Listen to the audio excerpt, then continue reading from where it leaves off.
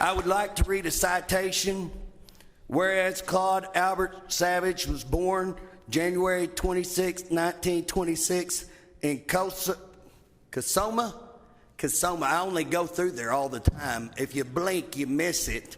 But it's an awesome part of the world. Kasoma, Oklahoma, and served in the United States Navy during World War II from March 30th, 1944 to May 20th, 1946.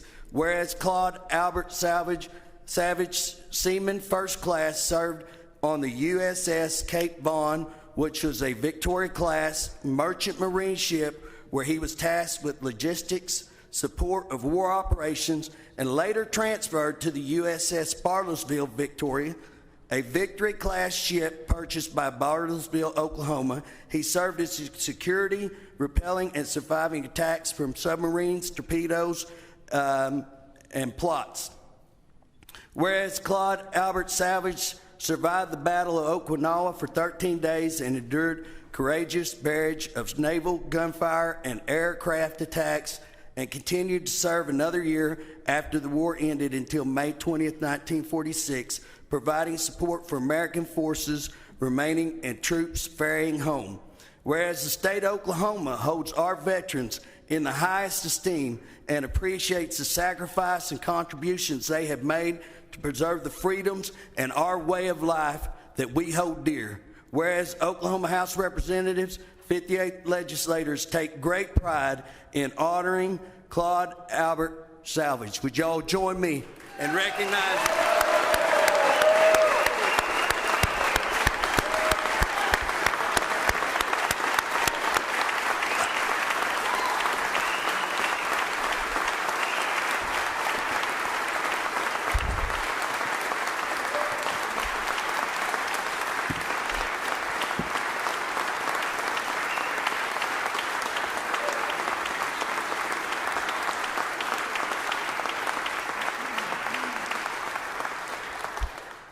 I just want to say Mr. Savage lives in Findlay now, and it is an awesome part of the state.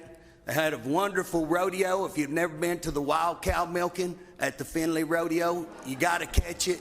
Wonderful deer hunting and an occasional Bigfoot. But the best part is his family, which is with us, the family that's in adjourning rooms. And we just want to say thank y'all for coming. We love y'all. Y'all are great, and we thank your support.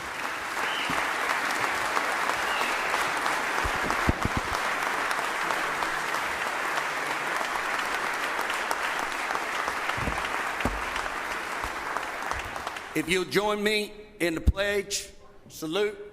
I pledge allegiance to the flag of the United States of America and to the republic for which it stands, one nation, under God, indivisible, with liberty and justice for all.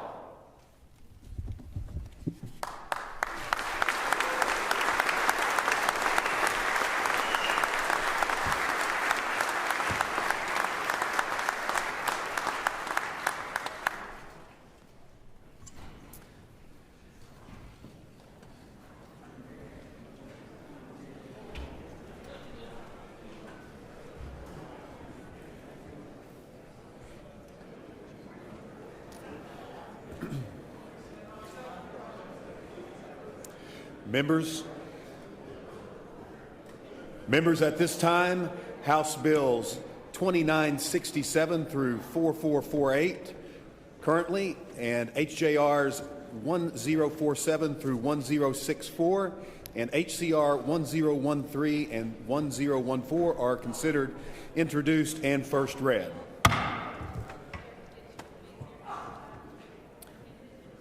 Members, the House officers and membership standing committees and standing conference committees for the second regular session of the 58th Legislature will be printed in the House Journal.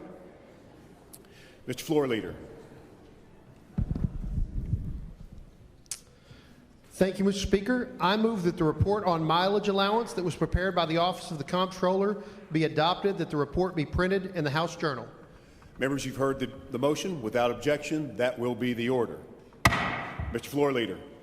Thank you, Mr. Speaker. I move that each House member be provided an amount with the Comptroller not to exceed $2,000 for the acquisition of office supplies, stationery and cards, district mail, office holder expenses to be expended not later than the end of the member's legislative term or the end of the calendar year 2022, whichever date applies. Mr. Floor Leader, members, you've heard the motion. Without objection, that will be the order. Mr. Floor Leader. Mr. Speaker, now it's time for announcements.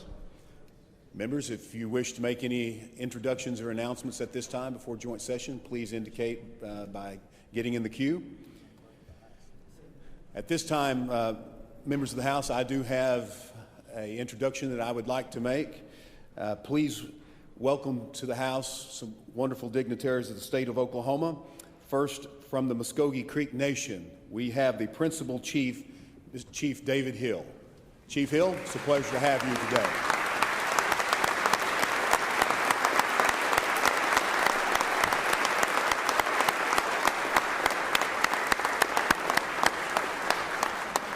Also, I'd like to recognize Second Chief Del Beaver from the Muskogee Creek Nation.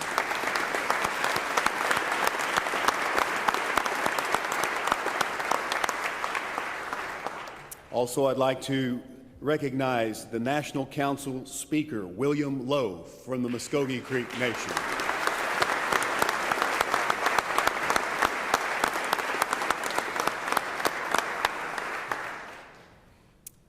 I would also like to recognize here as a guest of mine today, the President of the University of Oklahoma, Joe Harris.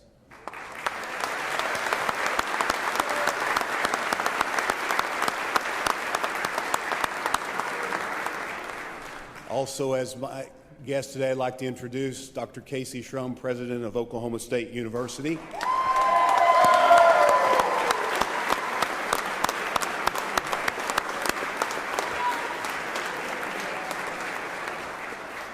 And ladies and gentlemen, the most important constituent from House District 22, Mrs. Stephanie McCall.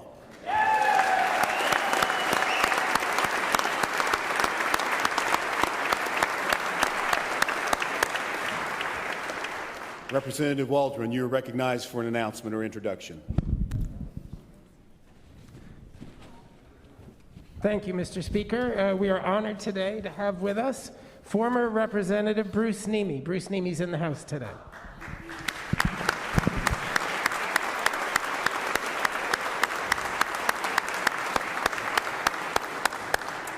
Representative Nolan, you're recognized for an introduction.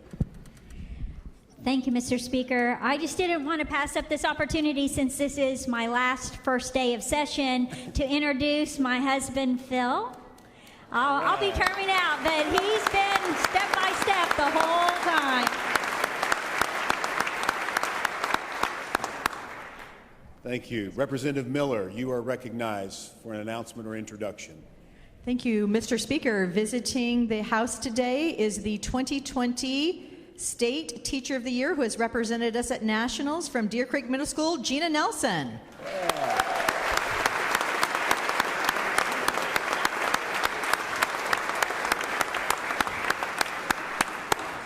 Thank you all for being here. Seeing no more introductions or announcements, Mr. Floor Leader. Thank you, Mr. Speaker.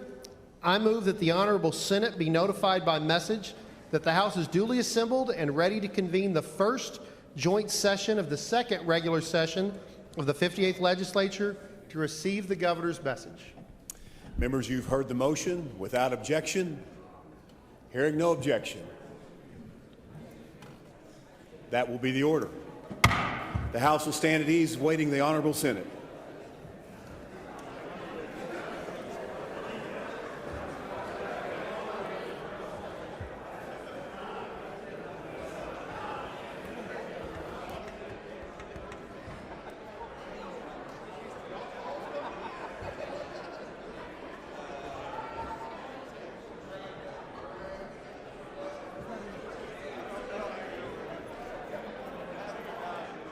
Squeeze behind you here.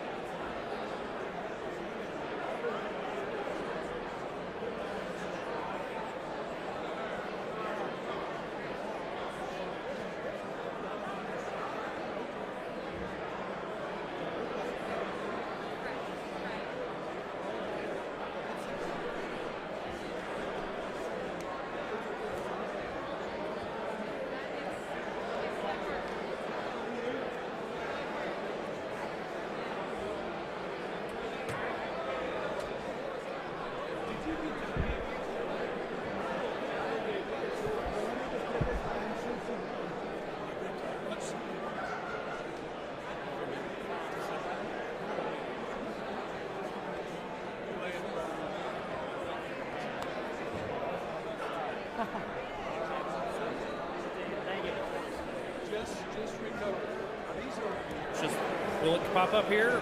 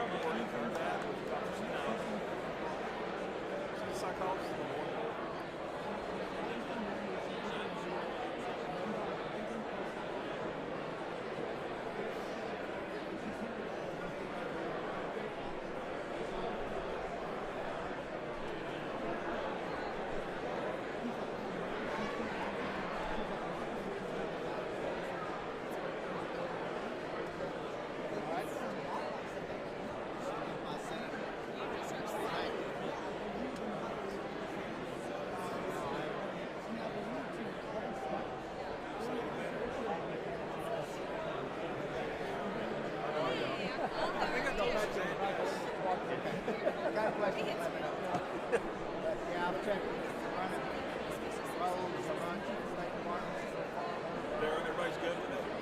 A lot of principals really. A lot of principals.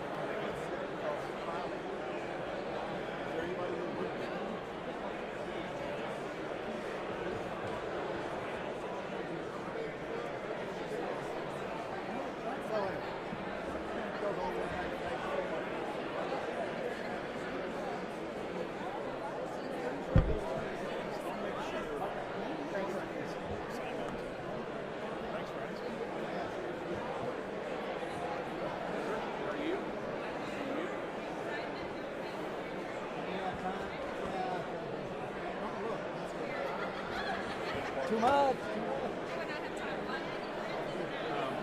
Life keeps going on outside the school. I know. That's what I was just with Whacker. Just having that conversation. He walked up, he's standing there, and I'm texting something. I was like, it's amazing. He's come into this building, but he still needs to make sure that we get into and from baseball practice. Entry's got dad.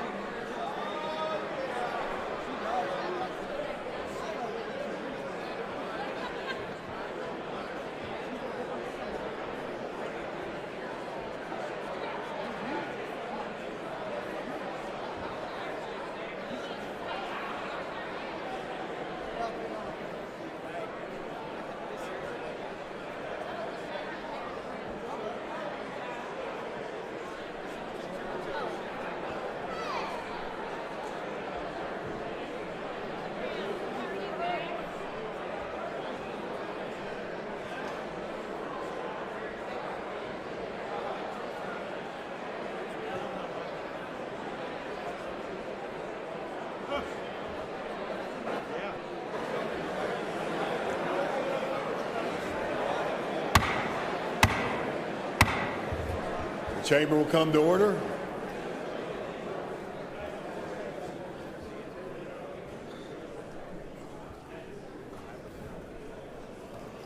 The Chamber will come to order.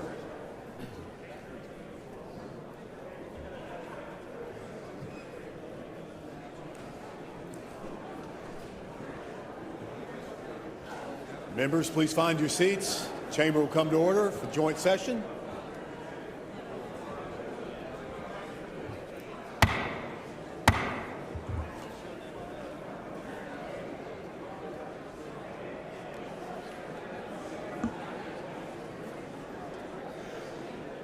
The House will come to order.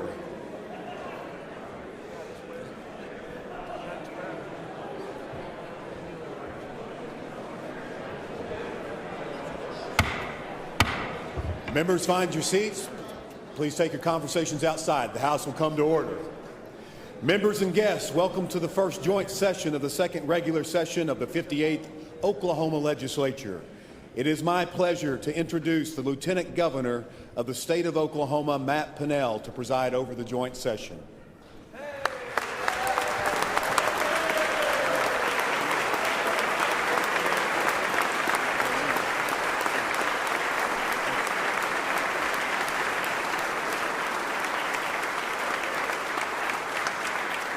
Thank you. Welcome, ladies and gentlemen, and honored guests. It is my distinct privilege to call the first joint session of the second regular session of the 58th Oklahoma Legislature to order. Senator McCourtney, you are recognized for a motion. Thank you, Mr. President. I move that the attendance roll call of the Senate be considered the roll call of the Senate in joint session. You've heard the motion. All those in favor say aye. All opposed, nay. The ayes have it. The motion is adopted. Representative Eccles, you are recognized for a motion. Thank you, Mr. President. I move the attendance roll call of the House be considered the roll call of the House in joint session. You've heard the motion. All those in favor say aye. All opposed, nay. The ayes have it. The motion is adopted. I hereby declare a quorum of the House and Senate present and a joint session of the Oklahoma Legislature duly assembled. Ladies and gentlemen, serving as our chaplain today for joint session is Pastor Joel Harder. Would the members and the guests in the gallery please rise as you are able for the invocation. Following the invocation, please remain standing for the posting of the colors by the Choctaw High School Air Force Junior ROTC. Pastor. Thank you, Mr. President. May I pray for you. Father in heaven, faithful Lord of our lives, and sovereign ruler of our land, indeed all this earth and the heavens above. You hold in your mighty hand all the days of our lives, and we come to this day, this hour, this moment, with an eager expectation to set our minds and our hands to the task of this legislative session. These chosen leaders of our state come to serve the needs of the millions of Oklahomans they represent. Grant each one grace and wisdom, creativity and perseverance in this assignment and in the decisions they will make. And grant us humility to recognize that none of us, even the best of us, see fully what is good and true and beautiful. We need the wisdom, the experience and perspective of each other, and we need wisdom from above, from you. Then they will govern justly and lead us well. I pray for Speaker Charles McCall, Lieutenant Governor Matt Pinnell, President Pro Tem Senator Greg Treat. May they lead this legislature in both these bodies in word and action to skillfully navigate each day of this session. I pray for Democratic leaders, Representative Emily Virgin, Senator Kay Floyd. Fill them with all the fruit of your Spirit to lead with skill and conviction. For every member of these legislative bodies, bless their homes and their families, protect and sustain them. I pray now for Governor Kevin Stitt. Anoint his mind and his heart with your very present help and peace as he speaks to us and gives vision and direction.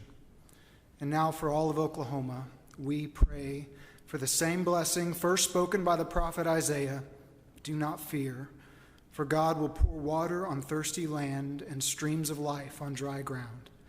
Pour out your Spirit on our descendants and your blessing on our children. May they grow and flourish, and may all in Oklahoma thrive. This I pray in the name of Jesus, my Lord. Amen. Amen.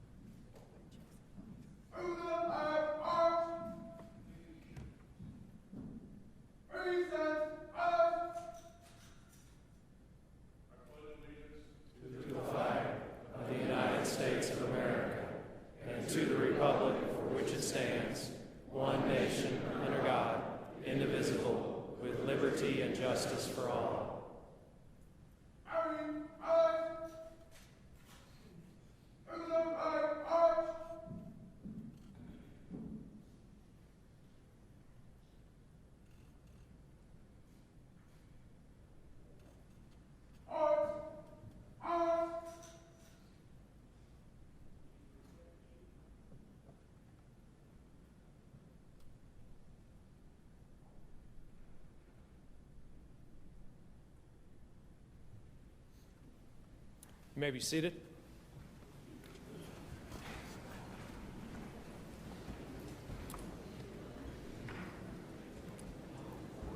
Ladies and gentlemen, it is my honor at this time to recognize the officers of the executive branch and statewide officials. If you would please stand as you are able to be recognized.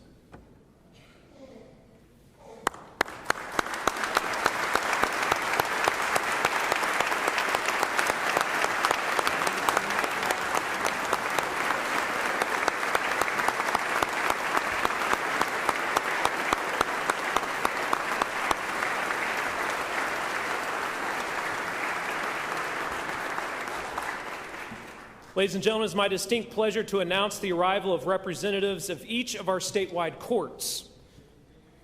Please stand as you are able as the House and Senate Sergeant of Arms escorts the representatives of the Civil Appeals, Criminal Appeals, and Supreme Court into the chamber.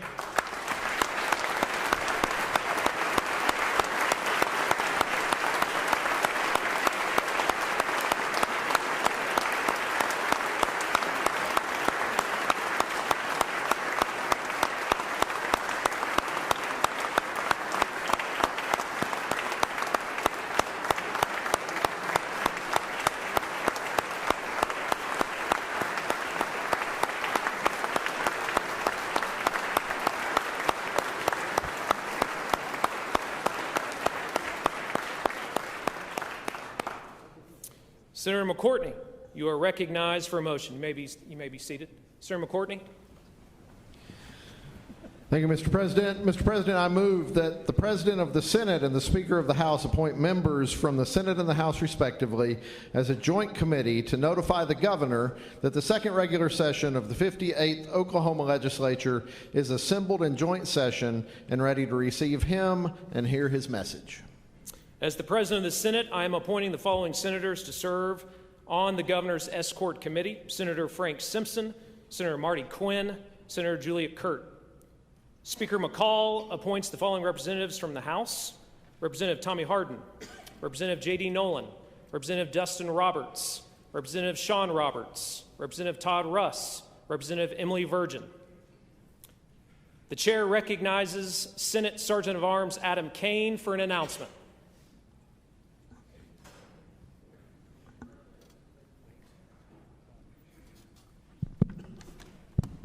Mr. President, the Joint Committee from the House and Senate, the Chief Executive, the Governor, the Honorable Kevin Stitt.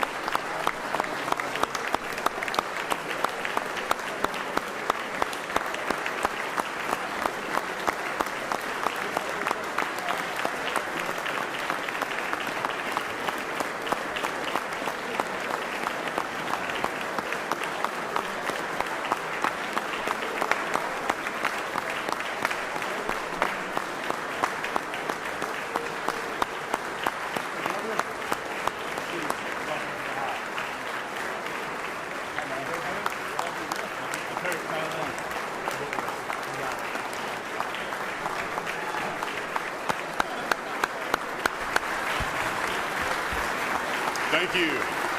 Thank y'all. Thank you so much. Thank you. Members. Thank you.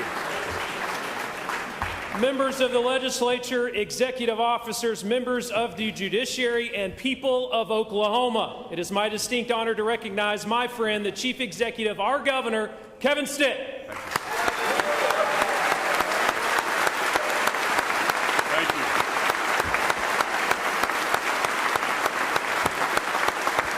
Thank you.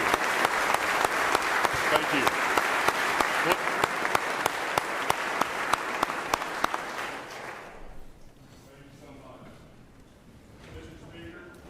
Mr. President Pro Tem, Lieutenant Governor Matt Pinnell, members of my cabinet, Mr. Chief Justice of the Supreme Court, Mr. Presiding Justice, Judge of the Court of Criminal Appeals, and my friends, the members of the 58th Legislature, tribal leaders, to my wonderful wife and partner, First Lady Sarah Stitt, and to my parents, thank you so much for being here. My brothers and my children mean so much.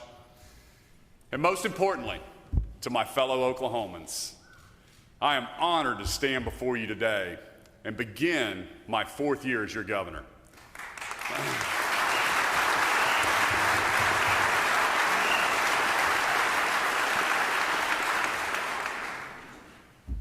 It has been a great privilege to lead our state. I am thankful to the citizens of Oklahoma and my Heavenly Father for giving me this opportunity. Mr. Speaker, Mr. Pro Tem, members of the House and Senate, last year we showed Oklahomans what's possible when we work together. We cut taxes for every single Oklahoman. We made record investments in education and gave parents more choices. We grew our economy, we modernized our government, and we stood up to defend the rights of Oklahomans, including protecting the lives of unborn children.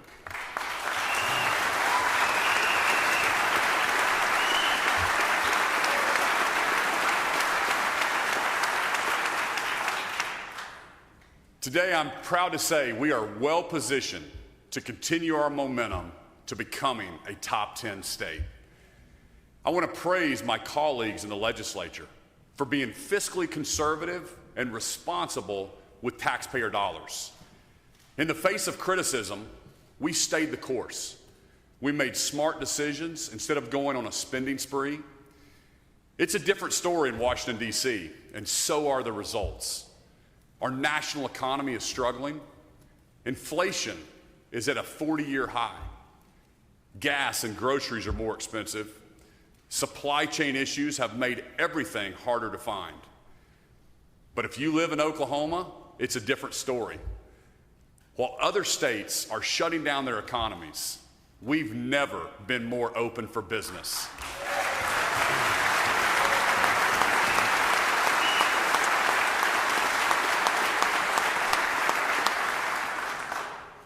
In fact, 40,000 more Oklahomans have jobs today compared to when I took office.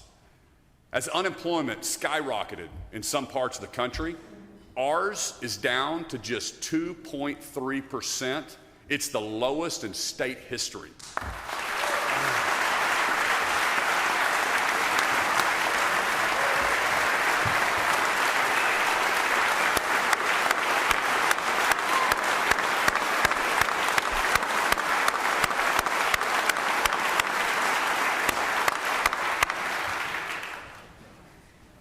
Across the country, a huge number of Americans are moving to states that value freedom and trust their citizens to make choices for themselves.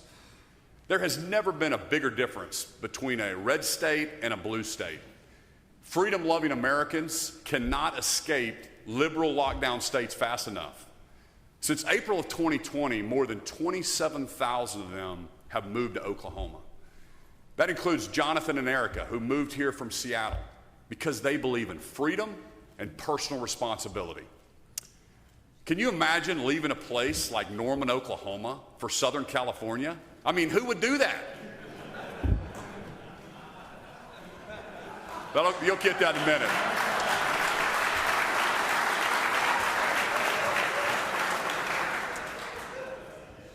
Oklahoma, I'm proud of the progress we've made in just 3 short years. But today, the state of our state is at a crossroads. We have a choice between 2 paths. One path leads towards a top 10 state. It's a familiar road. It's paved with unity, fairness, and equal protection under the law. The other path leads to a jigsaw puzzle of jurisdiction.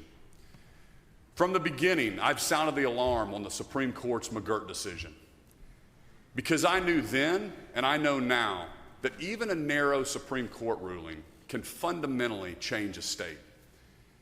Oklahoma has been robbed of the authority to prosecute crimes.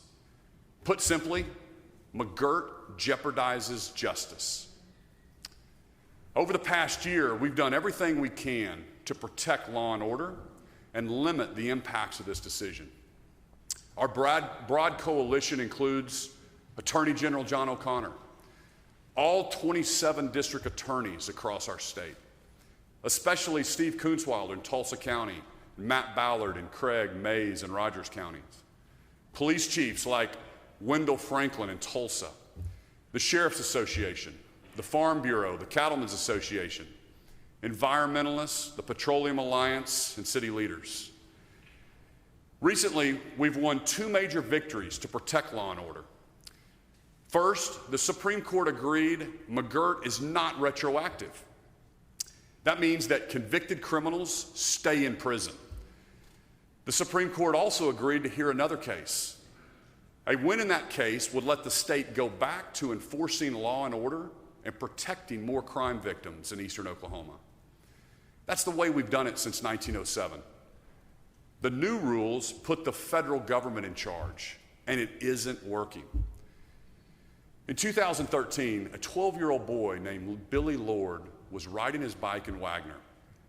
Richard Roth was driving drunk and hit Billy and killed him.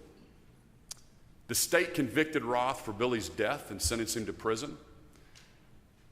But Mr. Roth is white, and since Billy was part Cherokee, the guilty verdict was overturned. The case can't be tried in federal court, and Roth could go free from punishment without even so much as a traffic ticket on his record. That's not fair, and it's not equal protection under the law. Billy's mom, Pamela, is here today. She told the court that while her son was a tribal member, he was also a citizen of the United States and a citizen of the state of Oklahoma. She said allowing the man who killed her son to walk free is an insult to Billy's memory and an insult to justice. Pamela, I'm so sorry for your loss. I'm fighting for justice for Billy every single day. Will you please stand?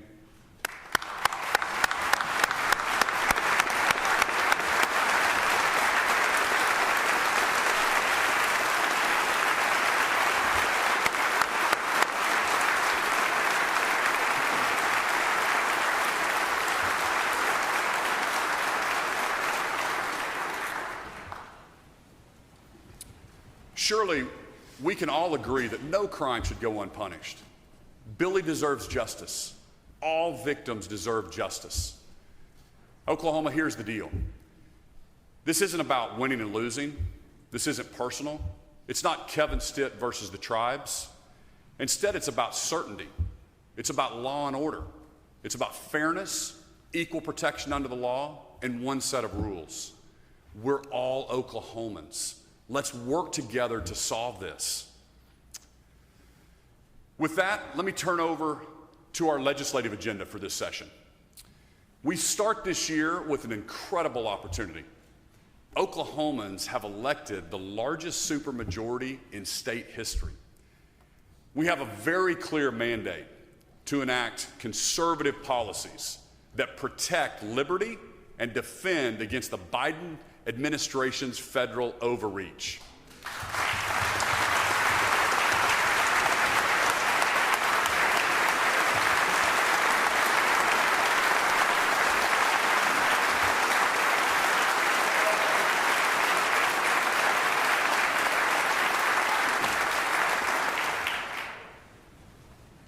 I challenge each of us to be bold.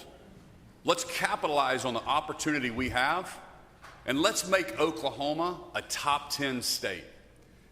To reach our destination, we need a map to stay on course. Our roadmap to top 10 has 4 checkpoints. Number 1, driving hope for all Oklahomans. Number 2, protecting Oklahomans and our way of life.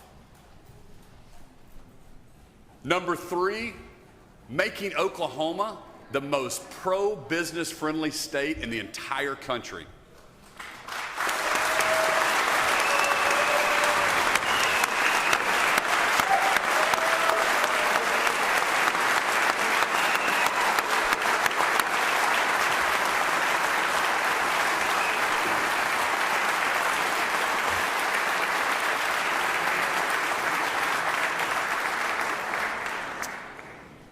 And number 4, delivering taxpayers more for their money. Let's start with driving hope for all Oklahomans. Hope is not a wish or a feeling. It's a proven science that can be measured and applied. More than 2,000 studies have shown that hope is the greatest predictor of success. That applies to education, work, health, mental health, social relationships, family, and trauma recovery. Hope impacts everything that matters to us. I want to take a moment to recognize the First Lady, my wife, Sarah Stitt. She created the Sarah Stitt Hope Foundation to bring the science of hope to communities across Oklahoma. And over the next 2 years, we'll be training every single state employee on how to apply the science of hope to their agencies.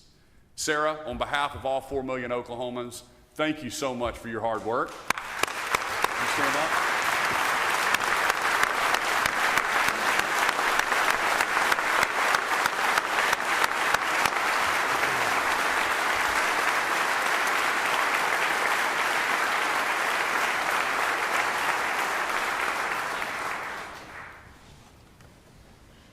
We can drive hope for all Oklahomans through education. Throughout my time as governor, I've committed to putting our students first. Across the country, parents are waking up to the learning loss caused by closed classrooms. They're demanding better for their kids. I'm proud that Secretary Ryan Walters and I have been fighting to put our students first and keep our schools open longer than anyone in the country.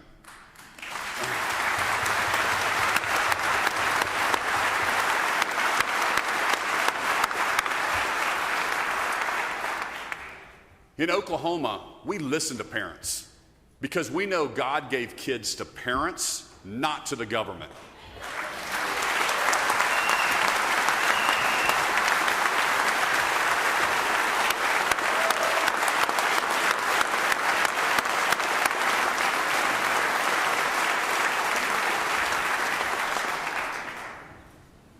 We expanded the Equal Opportunity Scholarship to provide more choices for low and middle income families.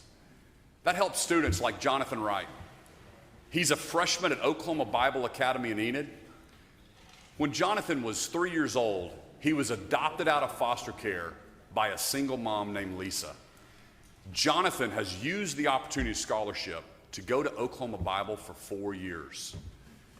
His mom said that the mentors and positive role models at his school have transformed his life. Jonathan and Lisa are here today. Would you please stand up and be recognized?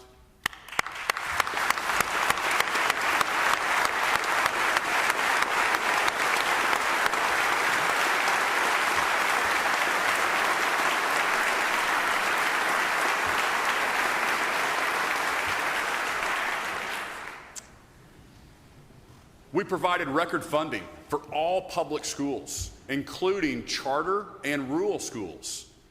These initial investments were good first steps for Oklahoma's education turnaround, but there's much more to do. Just 15% of Oklahoma high school graduates are ready for college in English, math, reading, and science. Less than 1 out of 5. We can do better than 47th in the nation when it comes to our kids. We've tiptoed around the edges for far too long. It's clear the status quo is not working.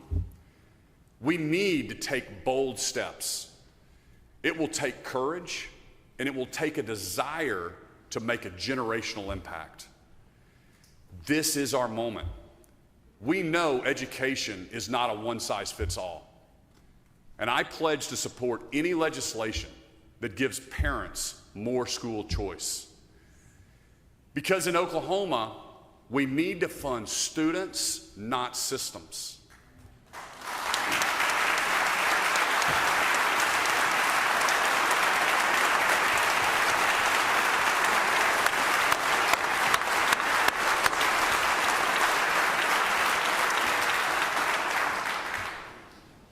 Pro Tem Treat filed a bill called the Oklahoma Empowerment Act. It makes sure that money follows the student, and it would make us a national leader in school choice. Let me be clear. Oklahoma has a lot of great schools, but the results don't lie. We need new ideas, we need more options, and we need higher standards for our kids. This is just common sense. We have a duty to make sure nothing stands in the way of an Oklahoma student achieving their full potential. And there are roadblocks, literally. State law creates artificial barriers for school districts that don't put our students first. Our school transportation formula is outdated and it's broken. We desperately need to modernize it. Another roadblock in our current systems keeps some of the best teachers out of the classroom. Right now, some talented teachers choose to leave the classroom to make more money as an administrator. Oklahoma students can't be the best without the best teachers. That's why I'm proposing matching funds so that our best teachers can make six-figure salaries and stay in the classroom. It's the right thing to do for our teachers and for our kids.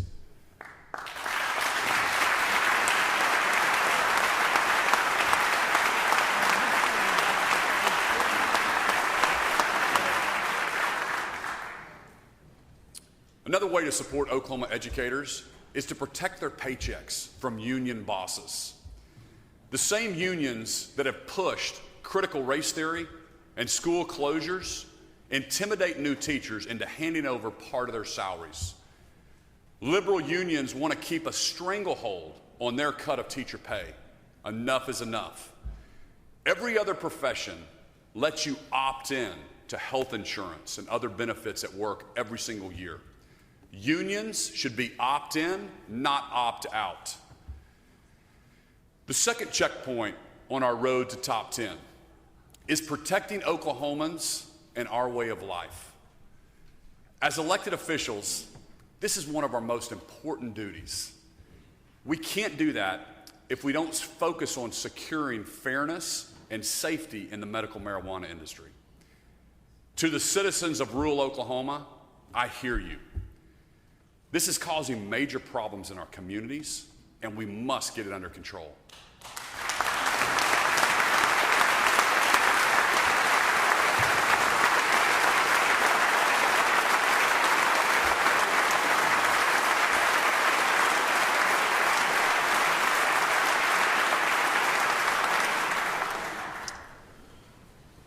When Oklahomans voted for medical marijuana, they were literally sold a bill of goods.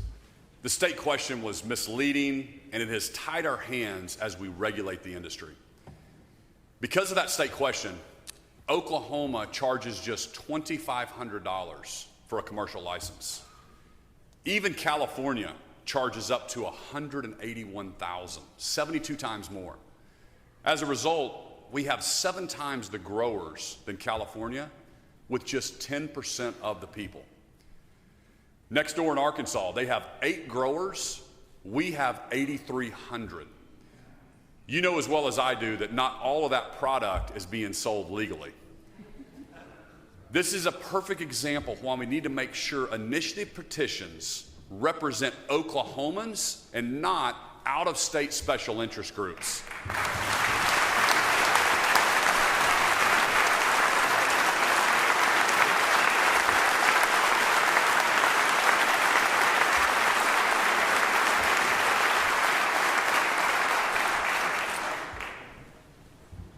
Oklahomans deserve to know the details before voting to change our Constitution. While we can't change the past, we can learn from it and improve our future. We are getting the right leaders in place and untying their hands to enforce the laws. I've directed our law enforcement to crack down hard on the black market. Agents have been in the field making arrests. Let me be clear. Drug cartels, organized crime, foreign bad actors have no place in the state of Oklahoma.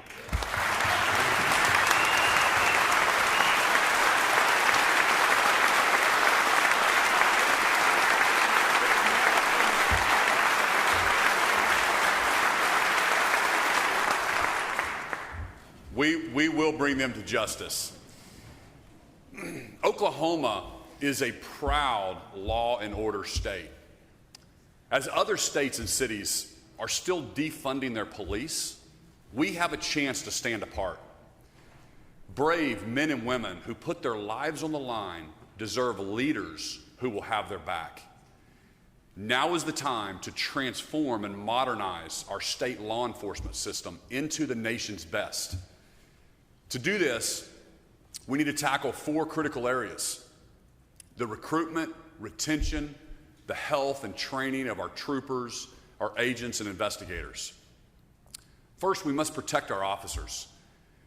Mental health does not discriminate. Depression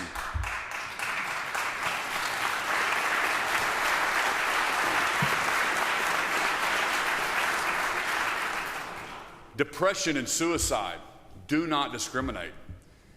It's long overdue, but this year we must prioritize the health of our officers and create the Oklahoma First Responders Wellness Division. Its foundation is a peer-to-peer system designed to recognize the early signs of trauma and give immediate help to officers who need it. This could have saved Ronald Hook. The continued trauma he experienced as an officer seemingly went unnoticed and unaddressed. After 15 years of dedicated service in law enforcement, this family man, husband, father, and friend tragically ended his life.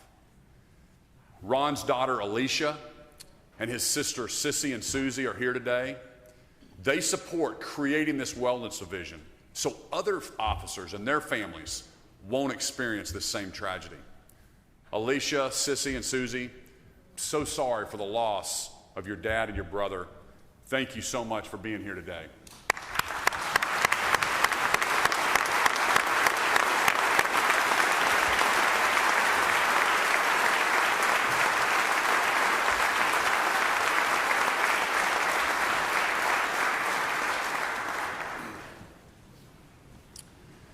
In the same way we can attract and support teachers, we need to provide law enforcement officers competitive pay.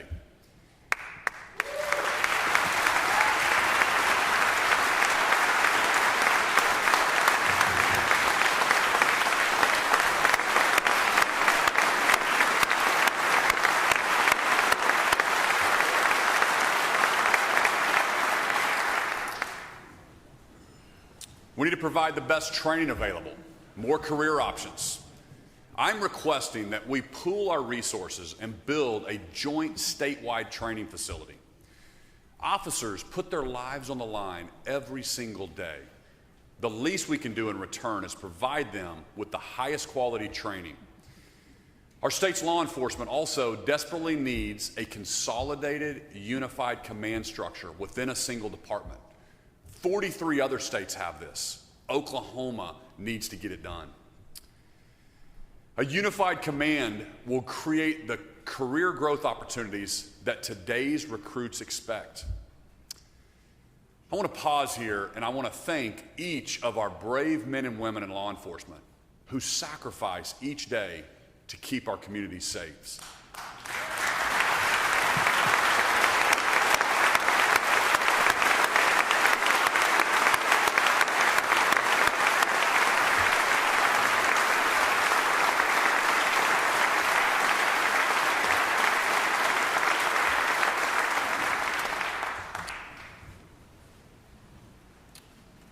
Other states may turn their backs on the blue, but as governor, I will always stand with those who protect and hold that thin blue line.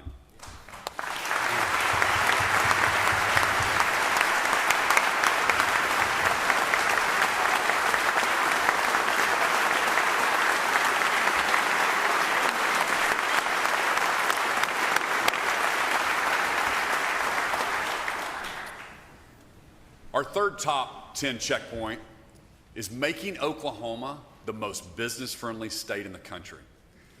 Last year's pro-business policies are already paying dividends. Canoo, an electric vehicle manufacturer, is a perfect example.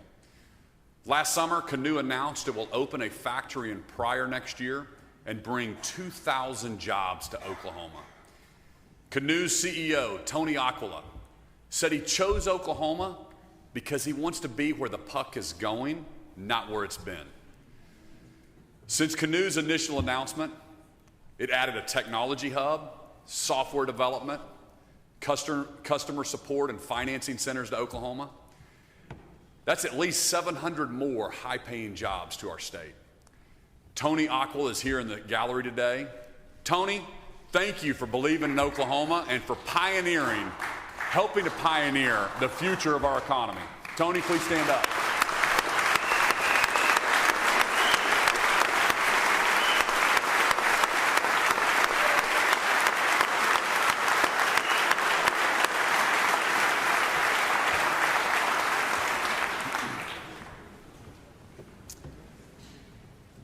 Canoo is just one company that has seen the benefit of Oklahoma being open for business. Thanks to the governor's closing fund and the legislature's investment in business development, the Department of Commerce is coming off its best year ever. Secretary Scott Mueller and his team are working hundreds of opportunities, thousands of jobs, and billions of dollars in investment in our economy. But Open for Business isn't just about recruiting new companies. We've launched an innovative platform to help Oklahoma manufacturers solve supply chain issues. Our system connects them to buyers and sellers and keeps their money in Oklahoma. More than 400 companies are already signed up.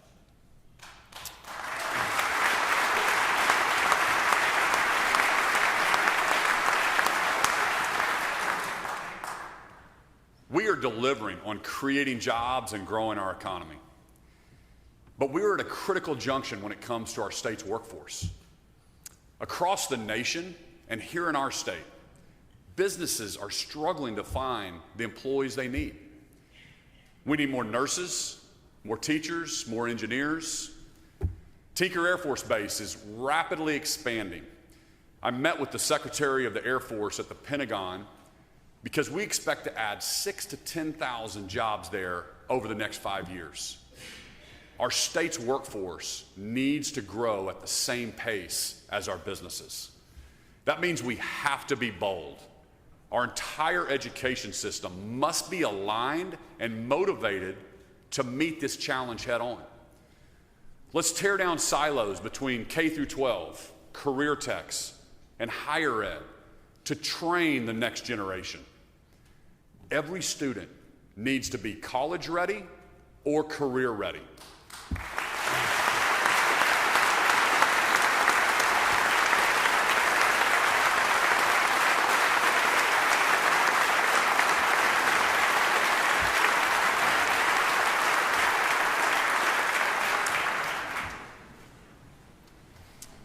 The road to success looks different for every Oklahoman. We're all made in God's image, and He has a unique plan for each of our lives. That's why we have to provide career paths to match the skills of our students with the jobs in our communities. Let's increase apprenticeships in high school and pathways to jobs that don't require a college degree. Let's align and leverage our system to train every Oklahoman with the skills they need to provide for their family. In the middle of a nursing shortage, our universities can't be turning away qualified applicants like they are now. Instead, we need to reward universities for producing graduates in critical areas. Our state depends on it.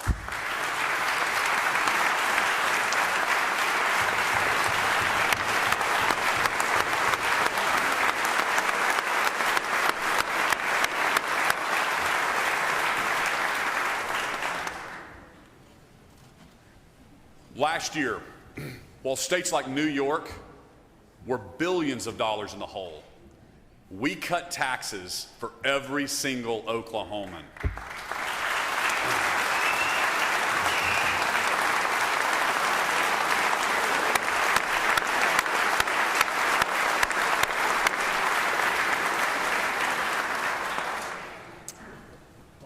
We took care of the 300,000 working families being hit the hardest by increasing the earned income tax credit. We can and we should do more for Oklahoma families. That's why I'm proposing to eliminate the grocery tax.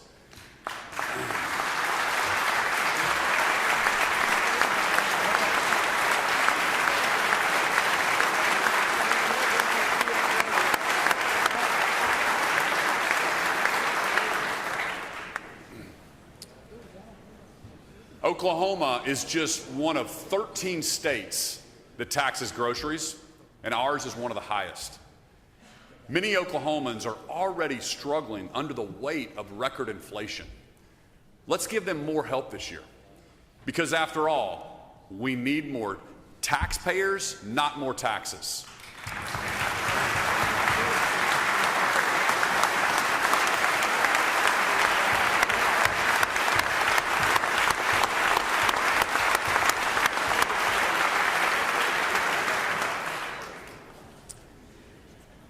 States across the country are continuing to cut taxes on their citizens. 9 states don't charge a personal income tax. Many others are racing to join them. We can't be left behind. My vision is to create a taxpayer protection plan that responsibly lowers income taxes according to our state revenue.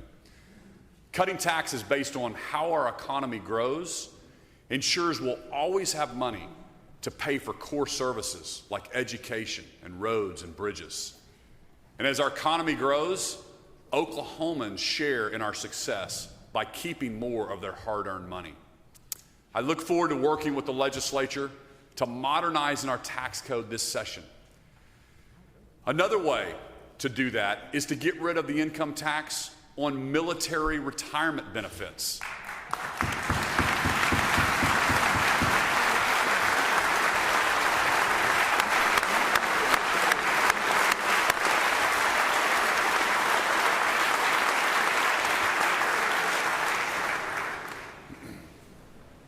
Our military installations are so important to our state, and we want to keep our retired veterans here in Oklahoma. It's a common sense way to support those who defend our freedom. Let's get it done. The fourth and final checkpoint on the road to top 10 is delivering taxpayers more for their money.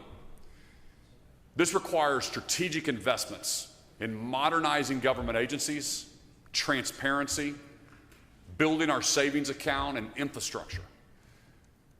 Oklahomans hired me as governor because they wanted their government to run more like a business. From day one, I've challenged my agency heads to deliver taxpayers more for their money. We're doing it by making agencies more effective and responsive to our citizens, not by growing government.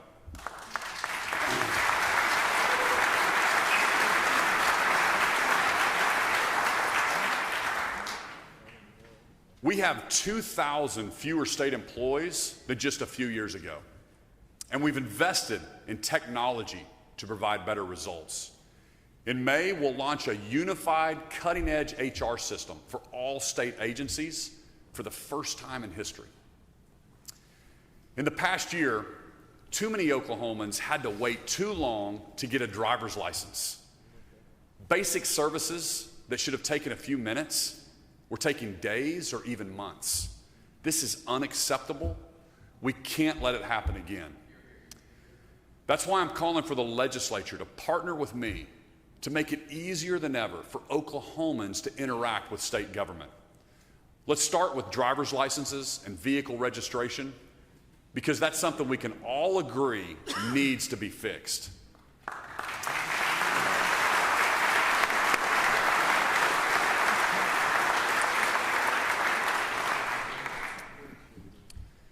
There's not a business in the world that measures its success based on how much money it spends.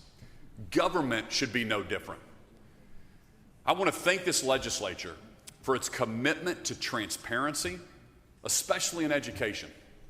Last year, I worked with 22 state lawmakers to request the first ever comprehensive audit of the Oklahoma State Department of Education.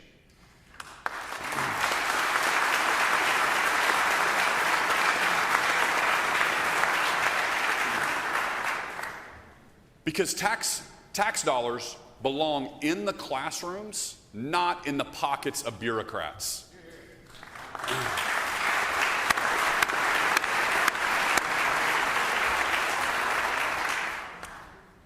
There are no rubber stamps and blank checks on my watch.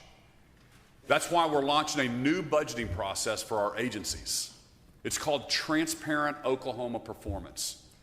You can track our progress online at top.ok.gov. And I will keep shining a light to protect taxpayers and hold our government accountable. I also want to applaud the legislature for prioritizing savings over spending.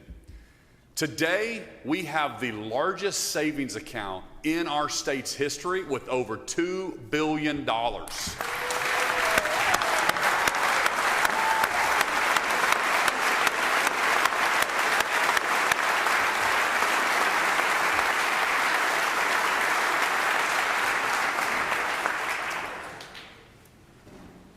This year, I'm asking the legislature to raise the cap on our savings account, to continue protecting our future.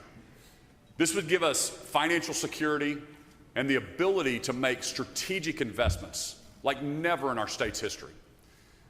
One of the ways we can make a generational impact is by investing in infrastructure. Secretary of Transportation Tim Gatz has taken this challenge head on. Across the state, we're improving pavement and safety on urban and rural highways. We've made it to top 10 in bridges. A major project at 235 and 44 is almost complete.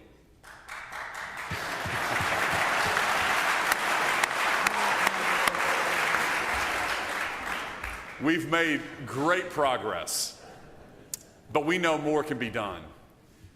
The future of our economy will depend on having a modern highway system that manages congestion and has reliable travel times. Let's be bold. I'm calling to invest $13 billion in transportation over the next 10 years.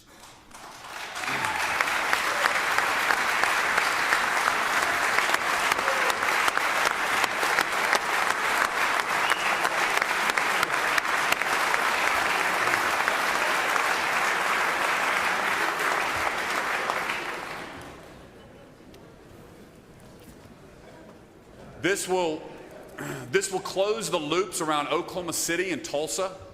We'll widen the Turner to 6 lanes the entire way. We'll expand the Will Rogers in northeast Oklahoma and parts of the Kilpatrick in Oklahoma City. We're also adding more access points for communities all along our system. This will make travel easier and lead to more economic development all across the state. The Kickapoo Turnpike has been open east of Oklahoma City for a year now. It's created an economic explosion for the city of Hera. In the last year, more than 2,200 new homes have started construction. Hera's first hotel opened in November, and the city estimates its population will almost double in 3 to 4 years. We have an opportunity to bring that kind of growth to more cities all across our state. We'll announce more details, including drone corridors and emerging mobility later this month.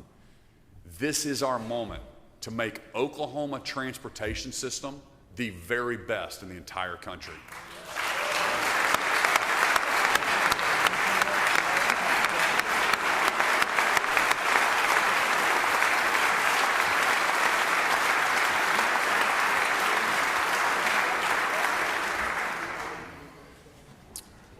Infrastructure is not the only place we can make a generational impact.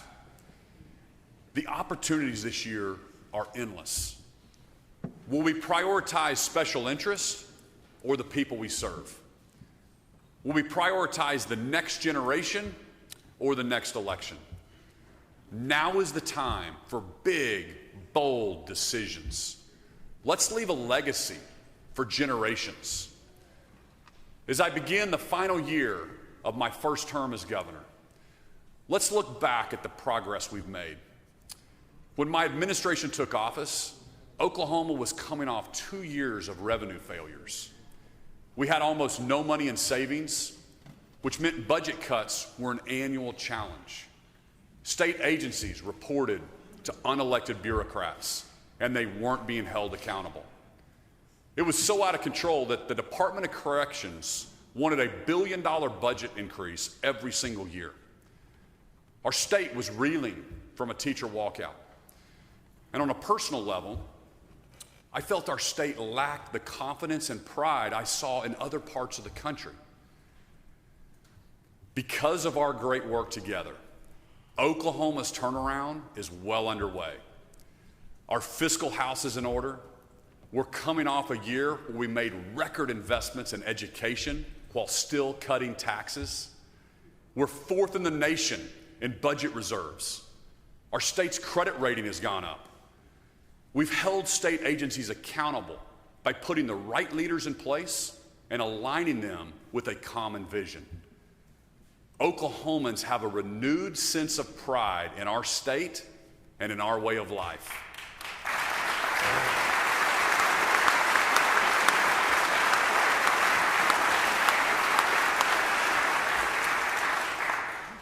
Thousands of people across the country have said, sign me up. They're moving here to be part of the turnaround that's happening in our state. But to get to top 10, we can't be satisfied with the status quo. Jim Collins wrote in his book, Good to Great, good is the enemy of great. Will Rogers put it another way. The road to success is dotted with many tempting parking spaces. Oklahoma has all the bones and the capabilities to be the greatest state in the nation. And we've come too far to settle for anything less than our best.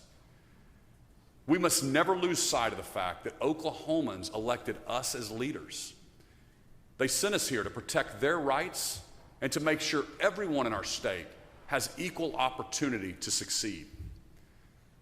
Just because your life is great, or your business is thriving, or your school is fine, doesn't mean we don't have an obligation to make sure everyone has that same chance. We're all here because we have a higher calling, to do what's right, not what's easy. I truly believe Oklahoma can be and will be a top 10 state. Let's work together. Let's get it done. I'm so proud to be an American, but I thank God every day that I'm an Oklahoman. God bless you.